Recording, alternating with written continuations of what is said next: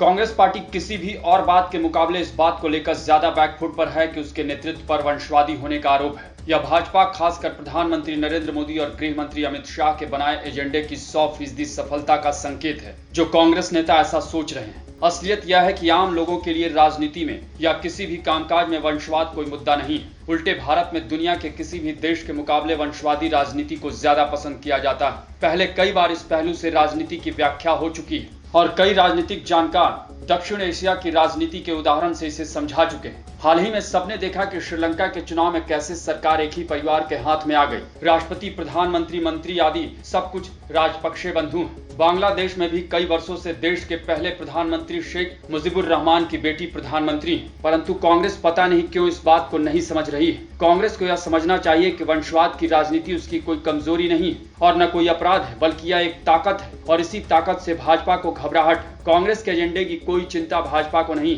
क्योंकि भाजपा नेताओं के पास अपना ऐसा एजेंडा है जिसकी काट उनको लगता है कि कांग्रेस के पास नहीं है। भाजपा यह मानती है कि कांग्रेस किसी भी स्थिति में उसके हिंदुत्व के एजेंडे का जवाब देने के लिए मैचिंग एजेंडा नहीं उठा सकती है। यानी कांग्रेस अव्वल तो हिंदुत्व की राजनीति करेगी नहीं, अगर करेगी तो भी यह उसको बहुत फायदा पहुंचाने वाला साबित नहीं होगा, क्योंकि इस एजेंडे पर भाजपा संघ और उसके अनुषंगी संगठनों का एकाधिकार है। तभी कांग्रेस के एजेंडे के बजाय भाजपा को गांधी नेहरू परिवार की ज्यादा चिंता है और इसलिए भाजपा के सारे नेताओं के निशाने पर सिर्फ सोनिया और राहुल गांधी होते हैं। अगर ऐसा नहीं होता तो आज भी भाजपा के नेता सोनिया गांधी के इतालवी मूल का मुद्दा नहीं उठा रहे होते या राहुल गांधी के पिता, उनकी दादी और उनके परनाना को निशाना नहीं बना रहे होते। ध्यान रहे, अभी कांग्रेस अध्यक्ष के मसले पर हो रही राजनीति के बीच भाजपा नेताओं ने कहा कि कांग्रेस को ज्यादा स्वदेशी गांधी की ओर देखना चाहिए। यह सीधा सोनिया गांधी पर निशाना था। भाजपा के सबसे बड़े नेता भी बार बार कहते रहते हैं कि राहुल गांधी की आंखों पर इटली का चश्मा चढ़ा है। यह भी एक किस्म का भय या कुंठा है जो इस तरह की बातों से प्रकट होता है। राहुल गांधी के पुरखों को निशाना बनाना या उनमें कमी निकालना इसलिए जरूरी है ताकि उस विरासत को कमजोर किया जा सके जिसका प्रतिनिधित्व राहुल कर रहे हैं। तभी निरंतर उनकी आलोचना की जाती है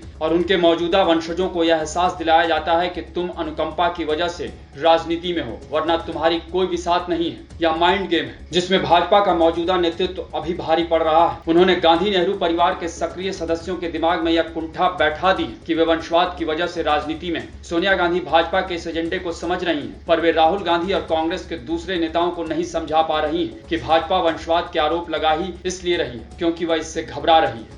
असल में कांग्रेस की आजादी की लड़ाई की विरासत के बाद जो सबसे बड़ी पूंजी है वह गांधी नेहरू परिवार का नेतृत्व है। इस परिवार के चमत्कारिक नेतृत्व के प्रति देश के लोग दशकों तक मोहित रहे और अब भी कोई कारण नहीं दिख रहा है कि उनका पूरी तरह से मोहभंग हो गया। जरूरत इस बात की है कि कांग्रेस इस बात से बैकफुट पर आने की बजाय आगे आकर इस बात को स्वीकार करे और ऐसी राजनीति करे जिससे यह मुद्दा हमेशा के लिए खत्म हो। कांग्रेस के नेताओं को जब तक जोश आता है और वो बताते हैं कि भाजपा के अंदर कितने नेता हैं जो वंशवादी राजनीति का प्रतिनिधित्व कर रहे हैं, या देश की लगभग तमाम क्षेत्रीय पार्टियां वंशवादी राजनीति की कोख से निकली हैं और फल फूल रही हैं, लेकिन इतना पर्याप्त नहीं है। कांग्रेस हिम्मत करके वह सारी बातें कहे जो भाजपा के नेता कहते हैं। जैसे प्रियंका गांधी ने उत्तर प्रदेश में कहा, मैं इंदिरा गांधी की पोती हूं और मैं किसी से नहीं डरती। उनकी इस बात से उन्हें उत्तर प्रदेश में नेता बनाया हुआ है। यही बात राहुल और प्रियंका को हमेशा अपनी ओर से कहते रहना चाहिए। इससे पहले कि भाजपा नेता कहें, राहुल और प्रियंका खुद ही बताएं कि नेहरू उनके परनाना थे जिन्होंने आधुनिक भारत का निर्माण किया। इंदिरा गांधी उनकी दादी थी जिन्होंने इस उपमहाद्वीप का भूगोल बदला था। राजीव गांधी उनके पिता थे जिन्होंने इस देश में IT क्रांति की और पंचायती राज की क्रांति भी की। अपने इन महान पूर्वजों को सिर्फ जयंती और पुण्यतिथि पर याद करना छोड़कर इन्हें हर दिन की राजनीति का हिस्सा बनाना होगा। आखिर अपने पिता के नाम पर पार्टी बनाकर नवीन पटनायक और जगन मोहन रेड्डी सफल हैं या नहीं? सपा से लेकर राजद, बीजू जनता दल से लेकर YSR कांग्रेस, शिवसेना से लेकर DMK और अकाली दल से लेकर JDS JMM आदि तक दर्जनों पार्टियां हैं जो सफल है और आगे भी अपने राज्य की राजनीति में धुरी बनी हुई रहेंगी। इन पार्टियों का अनुभव इस बात की गारंटी है कि वंशवाद कोई राजनीतिक मुद्दा नहीं है। उल्टे लोग इसके साथ ज्यादा सहज महसूस करते हैं। नए राजनीतिक प्रयोग उन्हें थोड़ी देर के लिए आकर्षित तो करते हैं, पर लंबे समय तक लोग उससे नहीं जुड़े रह पाते। ऐसा नहीं है कि भाजपा के एजेंडे ने सिर्फ गांधी नेहरू परिवार के नेताओं के मन में ही कुंठा पैदा की है। रामचंद्र गुहा जैसे देश के अनेक लिबरल राजनीतिक विचारक हैं जो इंटाइटलमेंट को नेतृत्व की कमजोरी बताते रहे। उनका कहना है कि राहुल इसलिए कमजोर हैं क्योंकि वे एक विरासत का प्रतिनिधित्व कर रहे हैं। अपने इस बौद्धिक विमर्श से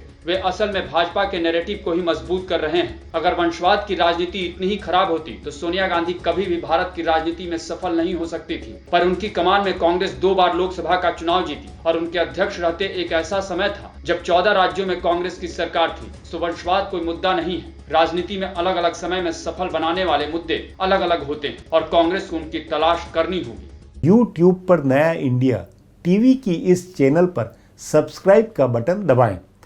वहाँ जो घंटी बनी हुई है उसे दबाएं ताकि नया एपिसोड अपलोड होते ही आपको सूचना मिले।